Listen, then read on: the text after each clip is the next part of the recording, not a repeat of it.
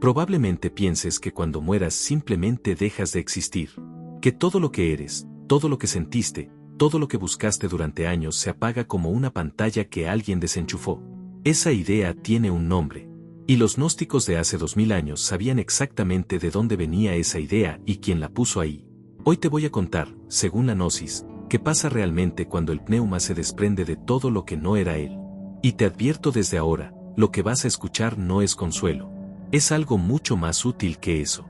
La versión que circula sobre la muerte es, en el fondo, una de dos cosas. O te apagas, o descansas. El materialismo te dice que cuando el cerebro deja de funcionar, tú dejas de existir. Punto final. La religión de masas te dice que hay un lugar de descanso eterno esperándote, siempre y cuando hayas cumplido con ciertas condiciones durante esta vida. Dos versiones completamente distintas en su contenido, pero con algo en común que casi nadie nota. Las dos son pasivas. Las dos requieren cero preparación de tu parte ahora mismo. Las dos te dicen, de formas distintas, que lo que ocurra después de la muerte ya está decidido y que vos no tenés mucho que hacer al respecto. Eso debería hacerte pensar. Porque cuando una descripción de algo tan importante como la muerte resulta ser tan conveniente, tan tranquilizadora, tan libre de exigencias, vale la pena preguntarse a quién le conviene que la gente se trague ese cuento. No voy a acusar a nadie directamente. Eso no es lo mío. Pero sí voy a señalar algo. Una narrativa sobre la muerte que no te exige ninguna preparación es una narrativa que te deja completamente desarmado en el momento más importante que vas a enfrentar. Y hay algo más que estas dos versiones tienen en común. Algo todavía más revelador.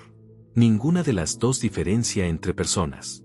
Da igual si pasaste tu vida entera preguntando quién eras, explorando la profundidad de tu propia conciencia, buscando con honestidad lo que está debajo de todo lo construido. O si nunca hiciste esa pregunta ni una sola vez.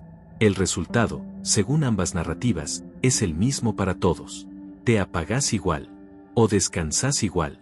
La profundidad de tu búsqueda en vida no cambia absolutamente nada de lo que ocurre después. Eso también debería hacerte pensar. Por eso te invito a que nos acompañes unos minutos. Pensemos juntos. Intuitivamente, algo en vos sabe que no puede ser así. Que no puede ser que el que buscó con toda su intensidad y el que jamás se detuvo a mirar hacia adentro terminen exactamente en el mismo lugar, por el mismo camino, sin ninguna diferencia. Esa intuición no es ego. No es el deseo de sentirte especial. Es algo más honesto. El reconocimiento de que si hay algo que importa en esta vida, tiene que importar también en lo que viene después. Los gnósticos no solo compartían esa intuición. Construyeron un sistema de comprensión completo sobre ella. Pero antes de entrar en lo que los gnósticos tenían que decir sobre esto, necesito presentarte una distinción que va a cambiar la forma en que procesas el resto del video. Hay una parte de vos que no es el cuerpo. No es la personalidad que construiste con los años. No es la historia que te contás sobre vos mismo cuando alguien te pregunta quién sos. No es la suma de tus recuerdos ni la colección de tus miedos. Hay algo más profundo que todo eso. Algo que los textos gnósticos llaman pneuma. Una chispa de luz que ninguna fuerza creada puede destruir. Según la Gnosis, la muerte física no toca esa chispa. La libera. Pero hay un punto que la cultura popular ignora por completo. Lo que esa chispa encuentra después de ser liberada no es un camino libre. Es un camino que puede ser navegado con conocimiento o sufrido sin él. Y la diferencia entre esas dos opciones no se decide en el momento de la muerte. Se decide ahora. Hay una frase en el Evangelio de Felipe, uno de los textos del corpus gnóstico, que lleva siglos esperando ser leída correctamente. Dice así: los que dicen que primero morirán y luego resucitarán están equivocados. Si no reciben primero la resurrección mientras viven, no recibirán nada cuando mueran. Quédate con eso un momento. No lo analices todavía. Solo déjalo reposar. Esa frase no habla de ritos, ni de creencias, ni de afiliaciones religiosas. Habla de algo que tiene que ocurrir en vida, antes del umbral. Y que si no ocurre, no hay nada que esperar del otro lado. Eso es radical. Eso va contra casi todo lo que te enseñaron sobre cómo funciona esto. No dice que el esfuerzo espiritual en vida mejora tus probabilidades. Dice que sin él el resultado es vacío.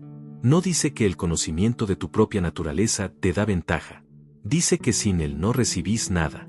La resurrección de la que habla el Evangelio de Felipe no es un evento que ocurre después de la muerte. Es un estado que se alcanza antes. Y si no se alcanzó antes, la muerte no lo produce automáticamente. Eso convierte toda la lógica del ya habrá tiempo para preocuparse por eso en algo que no podés permitirte. En este video vamos a hacer dos cosas que raramente se hacen juntas. Primero te vamos a describir a dónde llegas si llegas preparado. Y luego te vamos a explicar qué ocurre en el camino si no lo estás. Pero necesitas escuchar las dos cosas en ese orden. Porque si empezamos por los obstáculos sin saber cuál es el destino, el miedo distorsiona todo lo demás. No estamos aquí para asustarte con el laberinto. Estamos para mostrarte lo que hay al final del camino. Y una vez que lo veas, el laberinto deja de ser una amenaza y se convierte en algo que podés aprender a navegar. Vamos a hablar del pleroma. Y necesito que te olvides por un momento de cualquier imagen que tengas sobre el paraíso, el cielo, el más allá, o cualquier versión del lugar al que vas cuando morís que te hayan enseñado antes. Porque el pleroma no es ninguna de esas cosas. Y si intentas entenderlo con esos moldes, se te va a escapar lo más importante. La palabra en sí ya lo dice todo. Pleroma, en griego antiguo, significa plenitud. No felicidad. No descanso. No recompensa. Plenitud. La diferencia no es un detalle semántico. Es la diferencia entre un estado que te dan y un estado que ya eras. El cielo que te prometieron es un destino externo. Algo que recibís si cumpliste con las condiciones del contrato. El pleroma es otra cosa. Es el estado original del que el pneuma fue separado cuando entró en la materia. No es un lugar al que llegás como premio. Es un lugar al que regresás porque eso es lo que sos. Ahora intenta imaginar esto. No como ejercicio intelectual. Como algo que realmente ves. Imagina un silencio que no es vacío. No el silencio incómodo de una habitación donde falta algo. El silencio saturado. El tipo de silencio que ocurre cuando todo lo que tenía que decirse ya fue dicho y lo que queda es pura presencia. En el pleroma no hay presión del tiempo, porque el tiempo es una construcción de las capas que dejaste atrás al ascender. No hay hambre de sentido porque el sentido no se busca desde afuera. Simplemente se es. No hay separación entre el que conoce y lo que es conocido. Solo reconocimiento. Solo luz que reconoce a la luz. ¿Recordás el momento en que entendiste algo que llevabas años buscando? Ese instante específico en que algo encajó y sentiste que siempre lo habías sabido, que estaba ahí esperando que te dieras cuenta. Toma ese momento. Ahora multiplícalo hasta el punto en que ya no hay un voz que entiende y un concepto que fue entendido. Solo hay ese reconocimiento. Sin borde. Sin inicio. Sin fin. Eso se acerca a lo que los textos gnósticos intentan describir cuando hablan del pleroma. Y saben que las palabras no alcanzan. Lo dicen explícitamente, pero lo intentan de todos modos, porque la descripción parcial ya es suficiente para reorientar al pneuma hacia su destino. Y hay otra dimensión del pleroma que los textos describen de una forma que no vas a olvidar una vez que la escuches. En los tratados valentinianos, los eones, que son las emanaciones o expresiones del pleroma, no son seres separados que existen en el mismo espacio que vos. Son más parecidos a lo que ocurre cuando una nota musical resuena dentro de una caja de resonancia. No hay separación entre la nota y el espacio que la amplifica. No hay un yo que observa la plenitud desde afuera.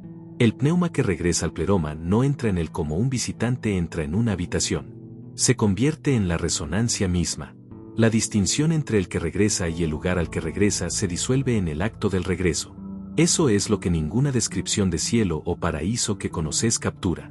Porque todas ellas mantienen la distinción entre vos y el lugar. El pleroma no tiene esa distinción. Y eso lo hace radicalmente diferente a cualquier otra promesa espiritual que hayas escuchado.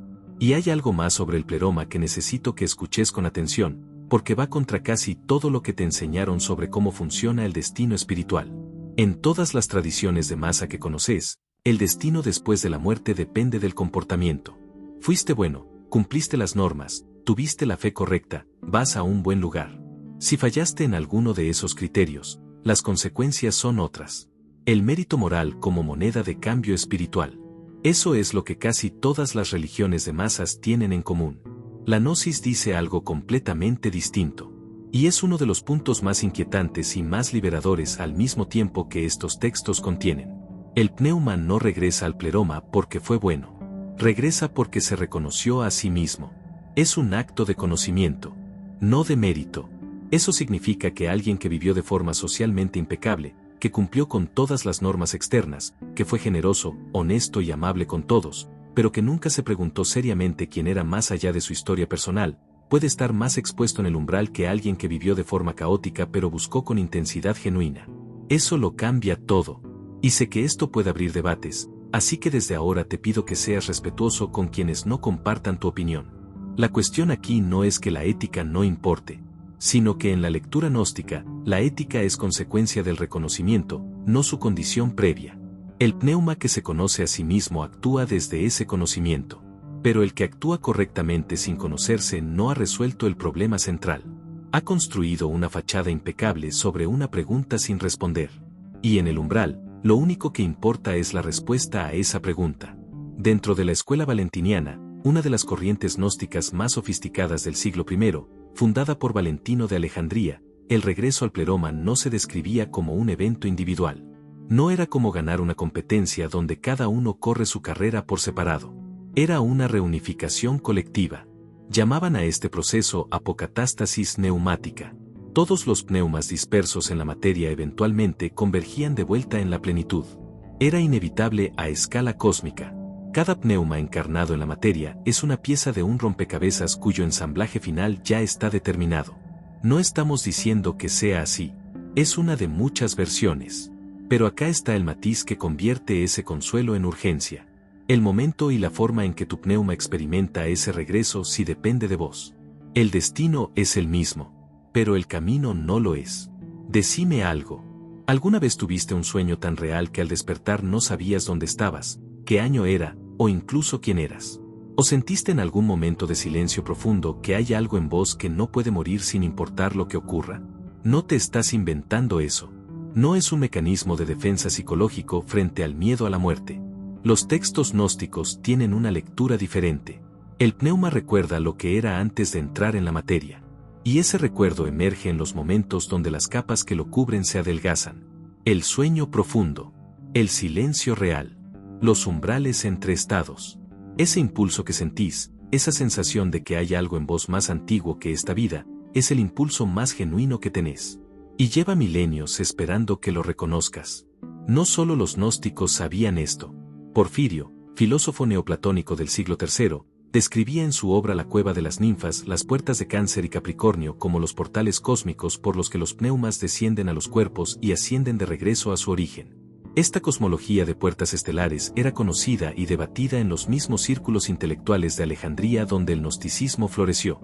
Las mentes más agudas del mundo antiguo, de distintas escuelas, compartían una arquitectura básica del cosmos. Hay capas entre el origen y la materia. Hay un camino de descenso. Y hay un camino de regreso. Y ese camino no es automático. Lo que hoy circula como esoterismo fue en algún momento el conocimiento compartido de las personas más inteligentes y más rigurosas que vivieron en los primeros siglos de nuestra era. Eso también debería hacerte pensar sobre cómo y cuándo dejó de serlo. Y si el pleroma existe, si ese destino es real, si el pneuma tiene la capacidad de reconocerse y regresar, entonces la siguiente pregunta es inevitable. ¿Por qué no todos llegan? ¿Qué pasa en el camino? Porque hay un camino. Pero lamentablemente no está vacío. Hay una descripción de los arcontes que circula en la cultura alternativa y que seguramente ya conoces. Entidades oscuras, fuerzas hostiles, demonios con intenciones específicas contra vos. Esa descripción no es completamente falsa, pero está muy simplificada. Y si llegás al umbral con la versión simplificada, reaccionás de la manera equivocada. Y reaccionar de la manera equivocada en el umbral es exactamente lo que el sistema necesita que hagas.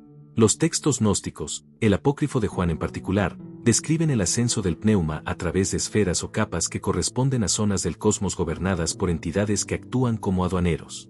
No como monstruos. No como cazadores con tu foto en la mano. Como administradores de un sistema. Ejecutan funciones. Gestionan el tráfico entre capas. Y su función específica respecto al pneuma que asciende es esta: hacer que el pneuma que no tiene gnosis no reconozca el camino de regreso. Eso es todo. No necesitan atacarte. No necesitan perseguirte. Solo necesitan que llegues sin saber quién sos. Pensalo así. Los arcontes no son el cazador. Son el laberinto. Y un laberinto no necesita perseguirte para atraparte. Solo necesita ser lo suficientemente complejo para que alguien que no tiene el mapa de vueltas en círculos sin encontrar la salida. La diferencia entre esas dos imágenes, el cazador y el laberinto, cambia por completo lo que tenés que hacer al respecto. Contra un cazador huís o te defendés. Contra un laberinto aprendés el mapa. Y hay algo más sobre esta distinción que vale la pena desarrollar, porque cambia no solo lo que haces al respecto, sino cómo te sentís frente a ello. Un cazador requiere que seas más rápido, más fuerte, más astuto que él en el momento del encuentro. Eso es una competencia donde podés perder. Un laberinto requiere algo completamente diferente. Que sepas quién sos con suficiente claridad como para reconocer las salidas falsas cuando las ves. No necesitas ser más poderoso que el laberinto. Necesitas ser más lúcido que la confusión que genera. Esa es una variable que podés trabajar. Es una habilidad que se cultiva. Y se cultiva antes. No en el momento del tránsito. Ahora te voy a contar algo que los textos gnósticos mencionan de forma muy precisa. La Pistisofía, un texto compuesto probablemente entre los siglos III y IV, preservado hoy en el Museo Británico, describe con detalle los destinos diferenciados del pneuma según el nivel de gnosis alcanzado en vida. Y menciona algo específico sobre los arcontes que la teología de masas ha ignorado completamente por siglos. Que ciertos arcontes tienen la capacidad de hacer que el pneuma beba del agua del olvido. Tomarte un segundo para procesar eso. El agua del olvido no es una metáfora de consolación. Es una descripción de lo que le ocurre al pneuma que llega al umbral sin preparación. El conocimiento acumulado, el reconocimiento de la propia naturaleza, todo lo que el pneuma cultivó durante su ciclo encarnado se borra. Y un pneuma sin ese reconocimiento no encuentra el camino al pleroma. Lo que sigue es un nuevo ciclo encarnado. No como oportunidad de crecimiento en el sentido en que lo presentan las tradiciones de reencarnación benevolente, sino como reinicio forzado dentro de un sistema que necesita mantener la chispa dentro del ciclo material. Eso reencuadra completamente la narrativa del renacimiento. Y también le da una urgencia muy específica a la preparación en vida que no encontrás en ninguna otra tradición. Pero hay un detalle sobre el agua del olvido que la Pistisofía desarrolla aún más. No es que el pneuma que bebe del agua del olvido sufra. No es que experimente alguna forma de castigo. Lo que ocurre es algo más desconcertante. Simplemente no recuerda que había un camino diferente. No recuerda que hubo una búsqueda. No recuerda que hubo una chispa que intentaba reconocerse. La tragedia no es el dolor. Es la ausencia total de conciencia de que algo se perdió. El pneuma que reencarna tras beber agua del olvido no llora por lo que no encontró. No tiene ningún registro de que había algo que encontrar. Y eso, en la lectura gnóstica, es la forma más profunda de captura que existe. Compáralo con el pneuma que llega al umbral con gnosis. El apócrifo de Juan describe estos encuentros con precisión. El pneuma que se reconoce a sí mismo no reacciona con miedo ante el arconte. No intenta combatirlo. Responde desde un estado de claridad sobre su propia naturaleza que literalmente no le da al arconte nada con que trabajar. El arconte opera con confusión. Necesita que el pneuma no sepa quién es para poder ofrecerle las rutas falsas que lo retendrán en las capas interiores del cosmos. El pneuma que sabe quién es no toma esas rutas. No porque tenga más fuerza, sino porque no está confundido sobre la dirección. El dato más inquietante de toda la cosmología arcóntica no es que los arcontes sean poderosos. Es que probablemente ya te tienen bajo su dominio sin necesitar hacer nada especial para conseguirlo. El pneuma que no se conoce a sí mismo no necesita ser cazado. Simplemente no encuentra la salida. La amenaza no está esperando afuera en el umbral. Está en el nivel de conciencia con el que llegas a él. Y eso convierte este tema, que podría interpretarse como una historia de miedo, en algo completamente diferente. En una narrativa de responsabilidad. Tu preparación no es opcional. Es la única variable que realmente controlas. Incluso los pensadores más brillantes del siglo XX llegaron a esa conclusión, aunque por caminos distintos. Gilles Quispel, uno de los primeros académicos en trabajar directamente con los manuscritos gnósticos, sostuvo durante décadas que estos textos contenían instrucciones de navegación espiritual que ninguna otra tradición occidental había conservado con esa precisión. Jung lo llamó de otra manera. Usó el lenguaje de la psicología analítica, pero reconoció la misma arquitectura. Lo que estos textos describen no es superstición ni fantasía mítica. Es un mapa. Y los mapas son más útiles cuanto más detallados son. Entonces tenemos el destino. Tenemos el obstáculo. Ahora viene la pregunta que convierte todo esto en algo que podés usar, no solo contemplar. Porque si la preparación en vida es la única herramienta real que tenés para ese momento, la pregunta que sigue es concreta. ¿Qué se supone que tenés que hacer ahora? Empecemos con el principio que sostiene todo lo demás. Porque si este no queda claro, todo lo que sigue suena a consejo genérico y no es eso lo que estamos haciendo aquí. El momento de la muerte no es cuando empieza la preparación. Es cuando se ejecuta lo que ya sabías. El pneuma que llega al umbral sin haber cultivado el reconocimiento de su propia naturaleza llega confundido. Y un pneuma confundido es exactamente lo que los administradores del sistema saben gestionar. No porque sean especialmente poderosos, sino porque están diseñados para funcionar con esa variable específica, la desorientación. La gnosis en vida no es acumular información esotérica. No es leer textos difíciles ni hablar con términos técnicos. Es entrenar la capacidad de reconocerte a vos mismo bajo presión, bajo confusión, bajo condiciones diseñadas para que no lo hagas. Ese entrenamiento tiene una forma. Y tiene prácticas concretas. Antes de dártelas, hay un texto que necesito mencionarte porque cambia la forma de entender lo que significa prepararse. El Evangelio de María Magdalena, uno de los textos gnósticos más breves y más ignorados de todo el corpus, describe el ascenso del pneuma a través de 4 poderes que intentan detenerlo. Los llama oscuridad, deseo, ignorancia y cólera de la muerte. Lo que hace único a este texto no es la lista. Es que estos 4 poderes no son fuerzas externas que vienen a bloquearte desde afuera. El texto los presenta como estados internos. Y el acto de reconocerlos y nombrarlos correctamente es lo que los neutraliza. El pneuma no los combate, no los evita, los nombra con precisión. Y eso es suficiente para disolverlos. Eso tiene implicaciones directas para lo que haces hoy, ahora mismo, antes del umbral. Y esas implicaciones son concretas, no abstractas. Son instrucciones de práctica para esta semana. La primera práctica es el silencio como discriminación. Y no te estoy hablando de la típica meditación. Te hablo de algo más específico y más exigente. La primera habilidad que los iniciados gnósticos cultivaban no era el conocimiento intelectual. Era la capacidad de distinguir. Distinguir la voz del pneuma de la voz del sistema. El silencio interior no es pasividad. Es el entrenamiento más difícil que existe. Porque en el silencio aparece todo lo que normalmente el ruido tapa. Los miedos que no son tuyos. Los deseos que no elegiste. Las urgencias que alguien más instaló. Cuando te sentás en silencio y observas que surge sin identificarte con ello, sin seguirlo, sin rechazarlo, solo observándolo, estás haciendo algo que el sistema no quiere que hagas. Estás aprendiendo a distinguir lo que sos de lo que te pusieron encima. 5 minutos diarios. No para calmarte, para aprenderte a ver. Y hay algo muy importante sobre estos 5 minutos que marca la diferencia entre práctica real y ritual vacío. No los hagas cuando estés tranquilo y todo esté bien. Hacelos cuando estés en medio de algo difícil, cuando el trabajo esté pesando, cuando una conversación haya dejado un residuo que no sabes bien qué es, cuando sientas ese estado difuso de malestar que no tiene nombre claro. El silencio como discriminación es más valioso en condiciones adversas, porque es exactamente en esas condiciones cuando las capas que cubren al pneuma están más activas. Sentarte en silencio cuando todo está bien es fácil. Sentarte en silencio cuando algo en vos quiere reaccionar, escapar o anestesiarse con distracción.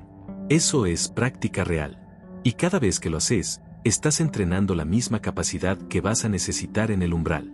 Mantenerte lúcido cuando todo empuja hacia la confusión. La segunda práctica es el desapego como acto de soberanía. Y quiero ser preciso aquí porque desapego es una de las palabras más malentendidas en cualquier conversación espiritual. No te estoy diciendo que te volvás indiferente. No te estoy diciendo que no ames, que no te importe lo que ocurre a tu alrededor, que dejes de tener preferencias. El desapego que los textos gnósticos describen es algo más quirúrgico. Los mecanismos de miedo y culpa, en su forma compulsiva y repetitiva, son los instrumentos más eficaces del sistema para mantener la energía del pneuma atada a las capas que no le pertenecen. No porque el miedo y la culpa sean malos como tal, sino porque cuando funcionan como circuitos automáticos, cuando se activan solos sin que vos los hayas convocado, consumen exactamente la energía que el pneuma necesita para el reconocimiento de su propia naturaleza. Practicar el desapego significa interrumpir esos circuitos cuando los detectás. Notar que el miedo se activó. Notar que la culpa está girando. Y elegir deliberadamente no alimentarlos. Ese acto de interrupción consciente es, en la lectura gnóstica, un acto de soberanía sobre las capas que el sistema usa para tenerte ocupado. Lo que hace a esta práctica especialmente poderosa es que no requiere resolver el miedo ni eliminar la culpa. No estamos hablando de terapia ni de reprogramación. Estamos hablando de algo más simple y más radical. Dejar de agregar energía al circuito. El miedo puede estar presente sin que vos lo alimentes. La culpa puede girar sin que vos entres en el ciclo. La interrupción no niega que el estado existe. Lo observa sin darle combustible. Y un circuito sin combustible se detiene solo.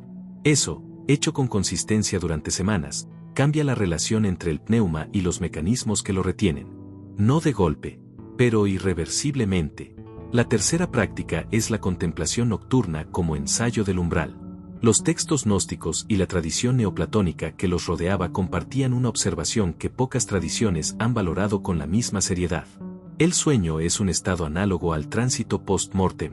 El pneuma en el sueño se desprende parcialmente de sus envolturas, del cuerpo, de la personalidad consciente, y navega estados de conciencia que, según estos textos, son un anticipo de lo que encontrará en el umbral.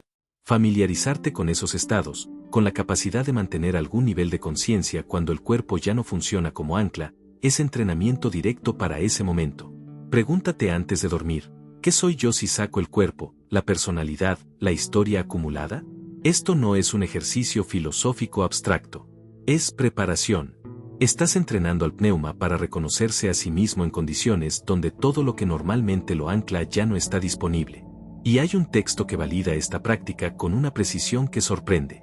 Sinesio de Cirene, obispo del siglo V que estudió con la filósofa Hipatia de Alejandría antes de su conversión, escribió un tratado completo sobre los sueños en el que sostenía que la chispa entrenada en la contemplación nocturna desarrolla la capacidad de percibir las realidades superiores que en el estado de vigilia están bloqueadas por la densidad del cuerpo.